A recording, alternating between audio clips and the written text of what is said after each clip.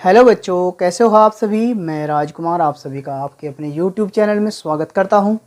आज मैं आप सभी के सामने डिस्कस करना चाहूँगा कि जो बच्चे बोर्ड में शामिल हो रहे हैं, बोर्ड परीक्षा में शामिल हो रहे हैं, वह अच्छे मार्क्स कैसे लेकर आएँ।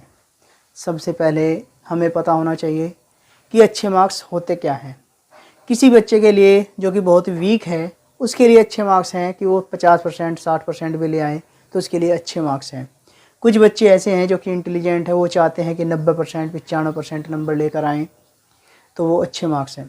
तो हमें सबसे पहले ये देखना होगा, हमें अपने माइंड में एक लक्ष्य निर्धारित करना होगा कि अच्छे मार्क्स होते कितने हैं। हम मान के चलते हैं कि लगभग 90% अच्छे मार्क्स होते हैं, 90% प्लस अच्छे मार्क्स होते हैं। तो 90% नंबर या अच्छे मार्क्स लेकर आने के लिए हमें बहुत ही मेहनत करनी होगी। तो मैं कुछ टिप्स आपके सामने रखना चाहता हूँ जिससे कि आपको अच्छे मार्क्स लाने में कोई परेशानी ना हो और हम अच्छी तरीके से अध्ययन कर सकें और बढ़िया नंबर लेकर आ सकें। तो सबसे पहले मैं डिस्कस करना चाहूँगा टाइम मैनेजमेंट के बारे में। सबसे पहला पॉइंट है हमारा टाइम मैनेजमेंट। अक्सर कर 10th क्लास में 6 सब्जेक्ट होते हैं, 12th क्लास में होते हैं 5 सब्जेक्ट, यानी कि 5 सब्जेक्ट होते हैं और 10th क्लास में होते हैं 6 सब्जेक्ट। तो हमें उन 6 के 6 सब्जेक्ट, हम बोर्ड परीक्षा में सभी सब्जेक्ट को महत्व देना जरूरी है और सभी सब्जेक्टों पर हमें कमांड करनी होगी, यानी कि सभी सब्जेक्टों पर हमें ध्यान देना होगा। जैसे कि 12th क्लास की हम बात करें, 12th क्लास में 5 सब्जेक्ट होते हैं, तो पाँचों के पाँचों सब्जेक्ट अहम रोल अदा करते हैं, क्योंकि एक भी सब्जेक्ट ऐसा नहीं है कि जिसकी परसेंटेज ना जुड़े और जिसे हम ये सोच लें कि इसके नंबर हमें कोई फ़ायदा देने वाले नहीं हैं। ऐसा भी नहीं है कि हम एक ही सब्जेक्ट के पीछे लगे रहें, हमें हर सब्जेक्ट पर थोड़ा थोड़ा ध्यान देना होगा। अब बात करते हैं हम उनकी कठिनाई लेवल पर।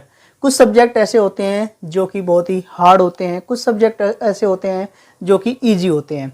तो हमें हार्ड सब्जेक्ट में ज़्यादा समय देना होता है और इजी सब्जेक्ट में कम समय देना होता है। तो उसी के हमें अनुसार हमें समय को मैनेज करना है। तो हमें समय को मैनेज करके चलना है, टाइम को मैनेज करके चलना है, तब जाके हम अच्छी तरीके से तैयारी कर पाएंगे। अभी हमारे पास जो समय बचा है लगभग 2 से लेकर 2.5 महीने एग्ज़ाम के बचे हुए हैं। तो 2 से 2.5 महीने के हिसाब से ही हमें सब्जेक्ट को मैनेज करके चलना पड़ेगा। जैसे कि हार्ड सब्जेक्ट होते हैं फिजिक्स, केमिस्ट्री या मैथ या अकाउंट, जो कॉमर्स वाले बच्चे होते हैं उनके लिए अकाउंट हार्ड सब्जेक्ट होते हैं, तो उसमें हमें थोड़ा ज़्यादा समय देना होगा। यदि हम ज़्यादा समय नहीं दे पा रहे हैं तो उसमें हम फेल हो सकते हैं। कुछ सब्जेक्ट कुछ बच्चों के लिए इजी होते हैं, कुछ सब्जेक्ट कुछ बच्चों के लिए आसान होते हैं। तो जो आसान सब्जेक्ट होते हैं उन्हें अच्छी तरीके से तैयार करने के बाद जो हार्ड सब्जेक्ट लग रहे हैं उन पर भी हमें ध्यान देना होगा। तो ये तो बात थी हमारी टाइम मैनेजमेंट की। तो टाइम को हमें मैनेज करके चलना है जिससे कि हम एग्ज़ाम से पहले हम सारा सिलेबस कंप्लीट कर सकें। अब बात करते हैं दूसरे नंबर पर सिलेबस कवरेज। अब नवंबर का महीना लगभग ख़त्म होने वाला है, दिसंबर चलने वाला है, उसके बाद जनवरी, उसके बाद बचेगा फरवरी में बोर्ड की परीक्षा होने वाली है। तो हमें ये देखना है कि हमारा सिलेबस कितना कवर हो गया है। यदि हमारा सिलेबस कवर कंप्लीट हो चुका है तो हमें कोई परेशानी नहीं होने वाली है। यदि रह रहा है तो जल्दी से जल्दी उस सिलेबस को कंप्लीट करना होगा, जिससे कि हम एग्ज़ाम से पहले उसका रिवीजन भी कर सके। तो हमें सिलेबस को भी कवर करना जरूरी है। हमें ये देखना है कि किस सब्जेक्ट में किस टॉपिक से कितने मार्क्स का क्वेश्चन आने वाला है, तो उसके हिसाब से ही हमें सिलेबस को कवर करना होगा। तीसरे नंबर पर जो हमारा पॉइंट है रिवीजन, क्योंकि जब तक कि हम रिवीजन नहीं करते हैं तब तक हमारे नंबर अच्छे नहीं आ सकते हैं। किसी भी सिलेबस को हमने पढ़ लिया, केवल पढ़ने से ही हमारे नंबर अच्छे नहीं आ सकते हैं। तो हमें उसका रिवीजन भी करना पड़ेगा।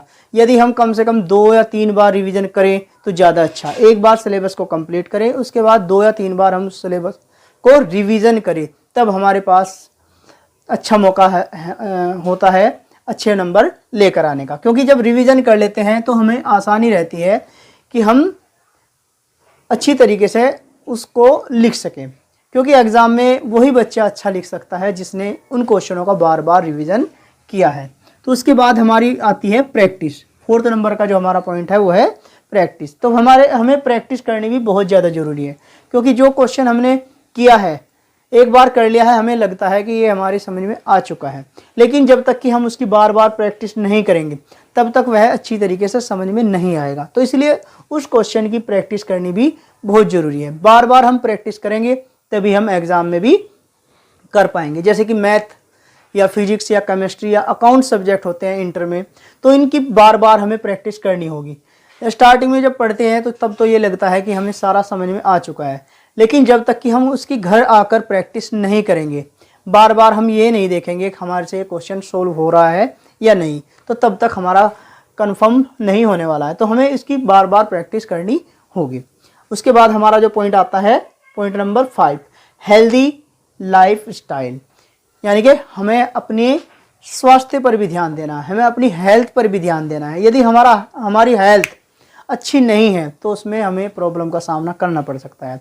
बहुत से बच्चे क्या करते हैं कि रात को 2 या 3 बजे तक पढ़ते रहते हैं और सुबह को जल्दी नहीं उठ पाते, और इसकी वजह से उनकी नींद डिस्टर्ब हो जाती है, तो उससे भी अच्छी पढ़ाई नहीं हो सकती है। तो हमें नींद भी अच्छी लेनी है, लगभग 10-11 बजे तक पढ़ सकते हैं। उसके बाद सुबह ही 5 साढ़े 5 बजे उठकर आप तैयारी कर सकते हैं, जिससे कि सेहत पर भी कोई बुरा असर नहीं पड़ेगा। और हमें लगातार ऐसा नहीं करना है कि लगातार पढ़ते ही रहना है, हमें बीच बीच में थोड़ा थोड़ा गैप भी लेते रहना होगा। और खाने पर बहुत ज़्यादा ध्यान देना होगा। हमें रात के टाइम पे हल्का भोजन खाना है, ऐसा नहीं कि बहुत ही भारी भोजन खाया, तला हुआ खाना खाया, तो उससे हमें परेशानियों का सामना करना पड़ सकता है, क्योंकि उससे नींद आएगी और नींद आने के बाद आप पढ़ाई नहीं कर पाएंगे। तो हमें हल्का खाना खाना है और दिन में भी अच्छा खाना खाना है।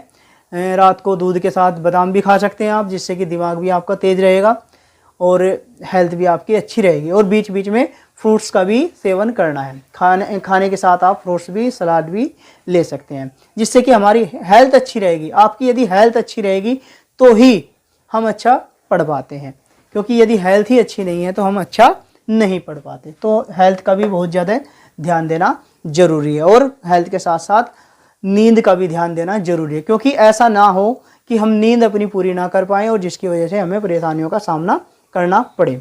अब 6 नंबर का जो पॉइंट आता है हमारा, कंसेप्ट क्लियरिटी।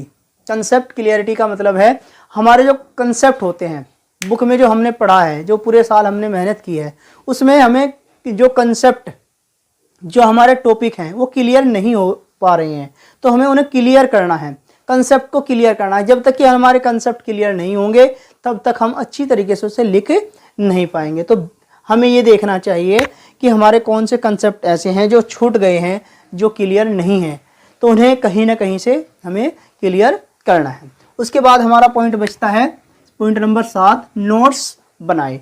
यानी कि हमें साथ के साथ जो भी हमने पढ़ाई की है, जो भी हमने टॉपिक पढ़े हैं, उनके नोट्स जरूर बनाने हैं, क्योंकि एग्ज़ाम के टाइम पे ये नोट्स हमें बहुत ही हेल्प करते हैं। नोट्स में हमें केवल देखना ही होता है और हमने जो तैयारी की है वो आराम से हम तैयार कर सकते हैं। उसके बाद डिस्ट्रैक्शन अवॉइड करें। डिस्ट्रैक्शन अवॉइड करें, डिस्ट्रैक्शन को हमें अवॉइड करना है, यानी कि डिस्ट्रैक्शन से हमें बचना है। अक्सर कर बच्चे एग्ज़ाम के दिनों में मोबाइल के चक्कर में लग जाते हैं, टीवी देखने के चक्कर में लग जाते हैं और इंस्टाग्राम, फेसबुक वगैरह, व्हाट्सएप पर लगे रहते हैं। तो हमें उनसे दूर रहना है, क्योंकि मोबाइल के द्वारा हम उतनी पढ़ाई नहीं कर पाते जितनी हम अपने नोट्स के द्वारा कर पाते हैं, या अपने टीचर से हम पूछ सकते हैं। हमें इन चीज़ों से दूर रहना है। यदि मोबाइल का यूज़ करना ही है तो हमें अपने कंसेप्ट क्लियर पे ध्यान दें। जिस सब्जेक्ट में हमें कोई प्रॉब्लम आ रही है, कंसेप्ट हमारा सही नहीं है, तो उसमें हमें ध्यान देना है। तो अवॉइड करें डिस्ट्रैक्शन को। ऐसे बच्चों के साथ रहें, ऐसे दोस्तों के साथ रहें जो कि आपको पढ़ने के लिए प्रेरित करते हैं, वो हमें डिस्ट्रैक्शन नहीं देंगे। तो हमें डिस्ट्रैक्शन को अवॉइड करना है, समय को बचाना है, क्योंकि समय बहुत ही कीमती है। लगभग 2-2.5 महीने ही रहे हैं, उस समय को हमें अच्छी तरीके से यूज़ करना है। सेल्फ असेसमेंट, हमें खुद भी अपने आप को असेस करना है, यानी कि हमें ये देखना है कि मेरी तैयारी कितनी है। हमें अपने प्रैक्टिस सेट लगाने हैं। प्रैक्टिस सेट यदि लगाएंगे तभी हम कुछ कर पाएंगे, हमें ये पता लग पाएगा कि हमने कितनी तैयारी की है। तो बिना प्रैक्टिस सेट के हम अपनी तैयारी को नहीं आंक पाते। हमें बीच बीच में प्रैक्टिस सेट लगाने हैं। जैसे कि कंप्लीट सिलेबस हो चुका है, रिवीजन भी कर लिया है, तो हमें अब देखना है कि प्रैक्टिस सेट में पूरा का पूरा मॉक टेस्ट दिया हुआ होता है, पेपर का पैटर्न दिया हुआ होता है कि किस प्रकार का पेपर आएगा, तो हमें उसे लगाना है और लगाकर ये देखना है कि हमारी तैयारी कितनी है। उससे हमें पता लग जाएगा हमारे मार्क्स कितने आ रहे हैं, तो आराम से हम अपना असेस कर सकते हैं। और जैसे कि हमने कोई क्वेश्चन याद किया है, तो उस याद किए हुए क्वेश्चन को आप क्या कर सकते हैं, उसे दोबारा से देख सकते हैं कि मेरे ये याद हुआ है या नहीं है, उसका टेस्ट लेकर आप देख सकते हैं। और लास्ट में बचता है हमारा पॉइंट 10th नंबर का, कॉन्फिडेंस मेंटेन करें। हमें अपने अंदर कॉन्फिडेंस रखना है। हमें बीच बीच में नेगेटिव थॉट हमारे अंदर आते हैं, तो वे नेगेटिव थॉट ना आने दे। हमें अपने टीचर के संपर्क में रहना है, अपने ऐसे दोस्तों के संपर्क में रहना है जो आपको पढ़ाई के लिए प्रोत्साहित करे। तो आपको पढ़ाई पर ध्यान देना है, सेल्फ कॉन्फिडेंस बनाए रखना है, अपने ऊपर विश्वास रखना है कि हम कुछ कर सकते हैं। तो इन कुछ पॉइंटों को ध्यान में रखते हुए हम अच्छे नंबर लेकर आ सकते हैं। यदि आप बार बार प्रैक्टिस करते हैं, बार बार अभ्यास करते हैं, तो आप बहुत अच्छे नंबर लेकर आ सकते हैं। और मैं आप